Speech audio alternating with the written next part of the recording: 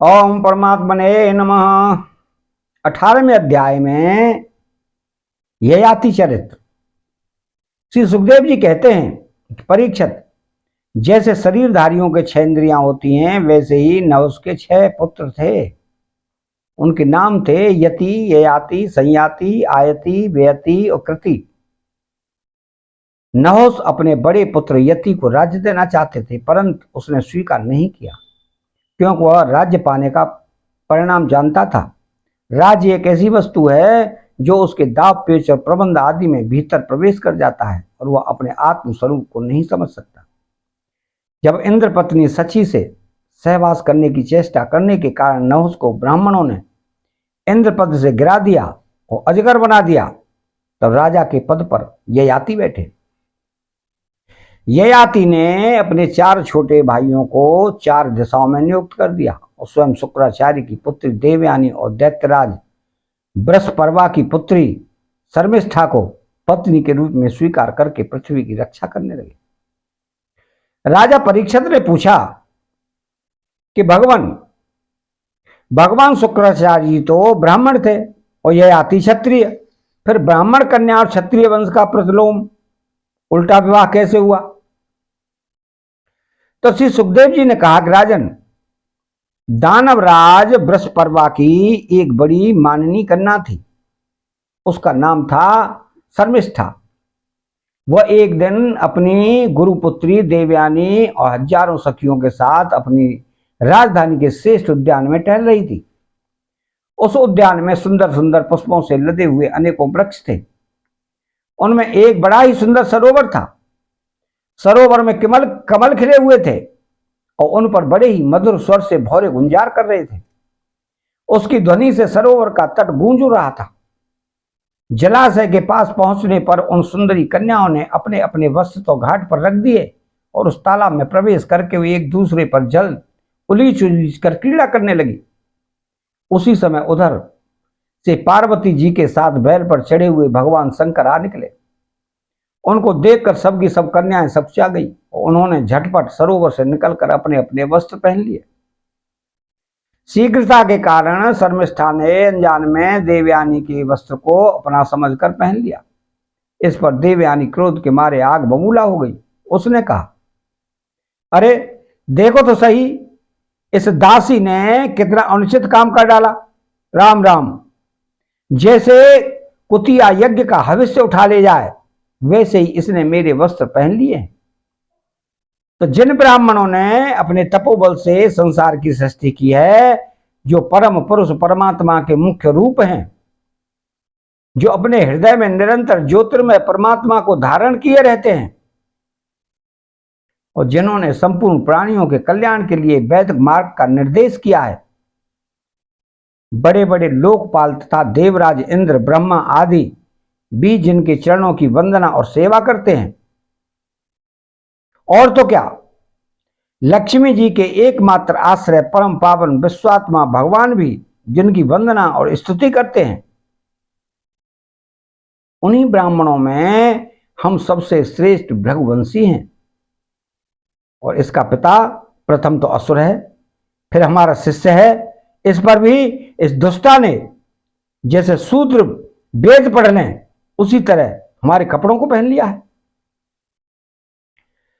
जब देवयानी इस प्रकार गाली देने लगी, तब वो शर्मिष्ठा क्रोध से तिलमिला उठी।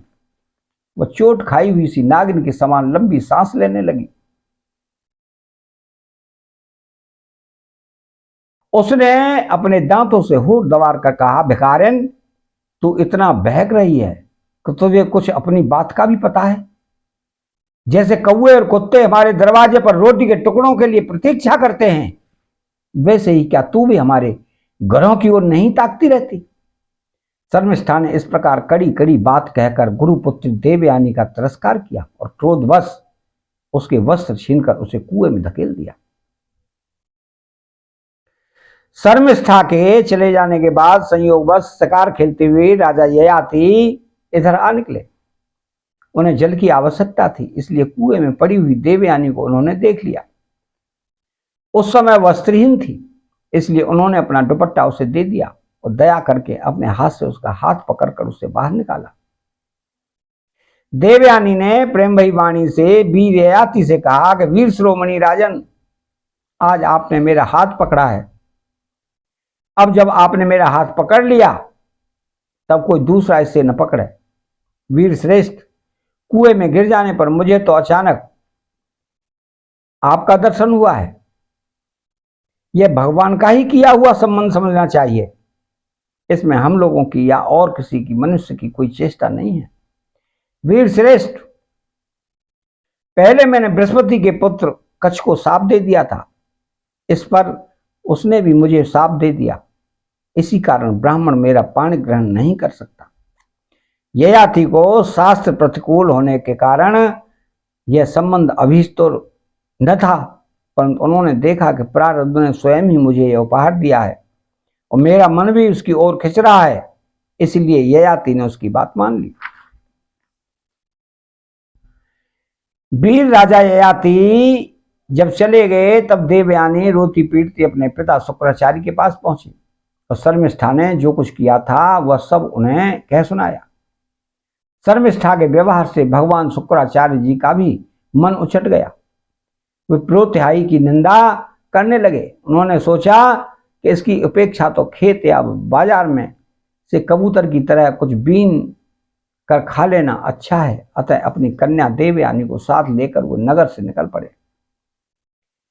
जब बृहस्पति को यह मालूम हुआ तो उनके मन में यह शंका हुई कि गुरुजी कहीं शत्रुओं की जीत न करा दें अथवा मुझे साप न दे दें।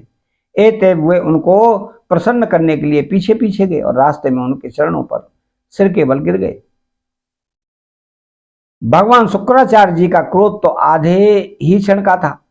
उन्होंने बृहस्पति से कहा कि राजन, मैं अपनी पुत्री देवयानी को नहीं छोड़ सकता, इसलिए इसकी जो इच्छा हो तुम पूरी कर दो, फिर मुझे लौट चलने में कोई आपत्ति नहीं होगी। जब बृहस्पति ने ठीक है कहकर उनकी आज्ञा स्वीकार कर ली तब देवयानी ने अपने मन की बात कही। उसने कहा कि पिताजी, मुझे जिस किसी को दे दें और मैं जहां कहीं जाऊं, शर्मिष्ठा अपनी सहेलियों के साथ मेरी सेवा के लिए वहां चले। शर्मिष्ठा ने अपने परिवार वालों का संकट और उनके कार्य का गौरव देखकर देवयानी की बात स्वीकार कर ली। वह अपनी 1000 सहेलियों के साथ दासी के समान उसकी सेवा करने लगी। शुक्राचार्य जी ने देवयानी का विवाह राजा ययाति के साथ कर दिया और शर्मिष्ठा को दासी के रूप में देकर उनसे कह दिया कि राजन, इसको अपनी सेज पर कभी न आने देना। परीक्षित, कुछ ही दिनों बाद देवयानी पुत्रवती हो गई। उसको पुत्रवती देखकर एक दिन शर्मिष्ठा ने भी अपने ऋतुकाल में देवयानी के पति ययाति से एकांत में सहवास की याचना की। शर्मिष्ठा की पुत्र के लिए प्रार्थना धर्मसंगत है। यह देखकर धर्मज्ञ राजा ययाति ने शुक्राचार्य की बात याद रहने पर भी यही निश्चय किया कि समय पर प्रारब्ध के अनुसार जो होना होगा हो जाएगा। देवयानी के 2 पुत्र हुए, यदु और तुर्वसु, तथा बृहस्पति की पुत्री शर्मिष्ठा के 3 पुत्र हुए, द्रुह्यु, अनु और पुरु। जब माननी देवयानी को यह मालूम हुआ कि शर्मिष्ठा को भी मेरे पति के द्वारा ही गर्भ रहा था, तब वह क्रोध से बेसुध होकर अपने पिता के घर चली गई। कामी ययाति ने मीठी मीठी बातें, अनुनय विनय और चरण दबाने आदि के द्वारा देवयानी को मनाने की चेष्टा की। उसके पीछे पीछे वहां तक गए भी, परंतु मना न सके। शुक्राचार्य जी ने भी क्रोध में भरकर ययाति से कहा, तू अत्यंत स्त्री लंपट, मंद बुद्धि और झूठा है। जा, तेरे शरीर में वह बुढ़ापा आ जाए जो मनुष्य को कुरूप कर देता है। ययाति ने कहा कि राजन, ब्राह्मण आपकी पुत्री के साथ विषय भोग करते करते अभी मेरी तृप्ति नहीं हुई है। इस साप से तो आपकी पुत्री का भी अनिष्ट ही हो। इस पर शुक्राचार्य ने कहा कि अच्छा जाओ, जो प्रसन्नता से तुम्हें अपनी जवानी दे दे उससे अपना बुढ़ापा बदल लो। शुक्राचार्य जी ने जब ऐसी व्यवस्था दे दी तब अपनी राजधानी में आकर ययाति ने अपने बड़े पुत्र यदु से कहा कि बेटा तुम अपनी जवानी मुझे दे दो और अपने नाना का दिया हुआ यह बुढ़ापा तुम स्वीकार कर लो। क्यों कि मेरे प्यारे पुत्र, मैं अभी विषयों से तृप्त नहीं हुआ हूं, इसलिए तुम्हारी आयु लेकर मैं कुछ वर्षों तक और आनंद भोगूंगा। यदु ने कहा कि पिताजी, बिना समय के ही प्राप्त हुआ आपका बुढ़ापा लेकर तो मैं जीना भी नहीं चाहता, क्योंकि कोई भी मनुष्य जब तक विषय सुख का अनुभव नहीं कर लेता तब तक उसे अपने वैराग्य नहीं होता। परीक्षित, इसी प्रकार तुर्वसु, द्रुह्यु और अनु ने भी पिता की आज्ञा अस्वीकार कर दी। सच पूछो तो उन पुत्रों को धर्म का तत्व मालूम नहीं था। वे इस अनित्य शरीर को ही नित्य मान बैठे थे। अब ययाति ने अवस्था में सबसे छोटे किंतु गुणों में सबसे बड़े अपने पुत्र पुरु को बुलाकर पूछा और कहा कि बेटा, अपने बड़े भाइयों के समान तुम्हें तो मेरी बात नहीं टालनी चाहिए। पुरु ने कहा, पिताजी, पिता की कृपा से मनुष्य को परम पद की प्राप्ति हो सकती है।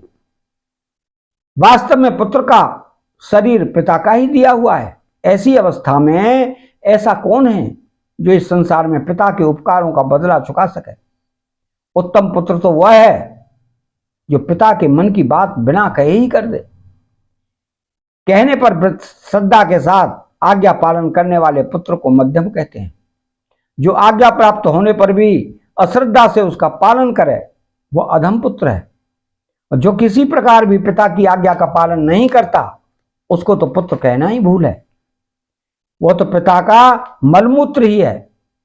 परीक्षित, इस प्रकार कहकर पुरु ने बड़े आनंद से अपने पिता का बुढ़ापा स्वीकार कर लिया। राजा ययाति भी उसकी जवानी लेकर पूर्ववत विषयों का सेवन करने लगे। वे सातों द्वीपों के एक छत्र सम्राट थे।